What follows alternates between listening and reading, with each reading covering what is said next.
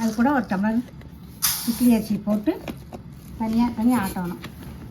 இட்லி அரிசி ஒரு டம்ளர் போட்டு அது கூட தேவையான உளுந்து கொஞ்சம் போட்டு ஆட்டி தோசை சுட்டு காட்டுறோம் பாருங்கள். 2 மணி நேரம் ஊறணும். 2 மணி நேரம் கழித்து இப்போ மாவு ஆயிடுச்சு. உளுந்து கொஞ்சம் ஒரு டம்ளர் ராகி, ஒரு டம்ளர் அரிசி, கொஞ்சம் வெந்தயம், கொஞ்சம் உளுந்து. இப்போ நம்ம தோசை சுடுற அப்படியே பாருங்கள், நல்லாயிருக்கும் மாவு. இப்போ தோசை சுடுற அப்படியே வடைச்சட்டி தோசை கல் வைக்க போகிறோம். அடுப்பில் பற்ற வைக்கிறோம். பற்ற வச்சு கொஞ்சம் காஞ்சதி ஒரு தோசை ஊற்றி காட்டுறோம்.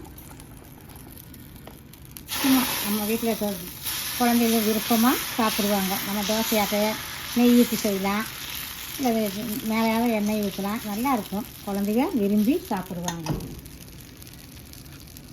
தோசை மாதிரியே இருக்கும். இதுக்கு தக்காளி சட்னி, கார சட்னி போட்டு சாப்பிட்டோம்னா ரொம்ப நல்லாயிருக்கும். ராகி தோசை தான் ஆயிடுச்சு. கொடுப்பாங்க கூடயே ரெண்டு கொஞ்சம் வெங்காயம், சின்ன வெங்காயம், கொத்தமல்லி தழை, கருவேப்பிலை போட்டு சின்ன வெங்காயம் போட்டு நல்லா வறுத்து போட்டோம்னா அதை விட நல்லாயிருக்கும் தோசை. ராகி தோசை குழந்தைங்க வெங்காயமெல்லாம் சேர்ந்தனால நல்லா விரும்பி சாப்பிடுவாங்க.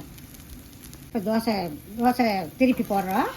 தோசை வெந்துருச்சு. வரி கொடுத்தா இந்த கலரில் எடுத்து திருப்பி போடணும். திருப்பி போட்டு மொறுன்னு இருக்கும். நல்லா கொஞ்சம் தோசை வெந்துருச்சு. எடுத்துக்கிற பாருங்க. அதுக்கு நல்லா சேவக்காய் விட்டு பாருங்கள் மடக்கி. இப்போ ராகி தோசை ரெடி ஆகிடுச்சு பாருங்கள். அதுக்கு இந்த தக்காளி சட்னி நல்லாயிருக்கும். சாப்பிட்றோம் இந்த குளிர் காலத்துக்கெல்லாம் சாப்பிட்றதுக்கு ரொம்ப நல்லாயிருக்கும், டேஸ்ட்டாக இருக்கும். வாங்க சாப்பிட்லாம்.